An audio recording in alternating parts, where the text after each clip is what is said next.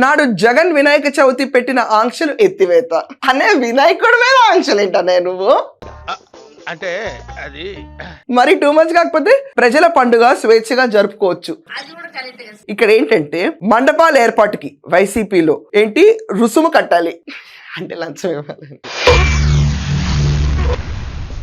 ఏమిటండి మీరు మాట్లాడేది? దాని తర్వాత మైక్ పర్మిషన్ రోజుకు 100 రూపాయల.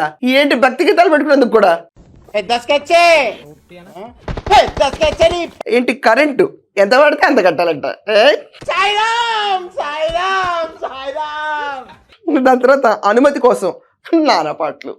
కరెక్ట్, ఇది కరెక్ట్ గా చెప్పావయ్యా. ఇప్పుడు టీడీపీ గవర్నమెంట్ వచ్చి అదే మండపాల ఏర్పాటుకి 0, మైక్ పర్మిషన్ కి 0, కరెంటు ఉచిత కరెంటు, అనుమతి కోసం సింగిల్ విండో పోర్టల్. వాళ్ళు ఏమన్నారంటే వినాయక చవితికి లాస్ట్ టైం మన ఇన్ని తాత కష్టాలు పెట్టాడు కదా, అలా కాకుండా ఈసారి చాలా హాయిగా పండుగను జరుపుకోండి. హ్యాపీ వినాయక చవితి.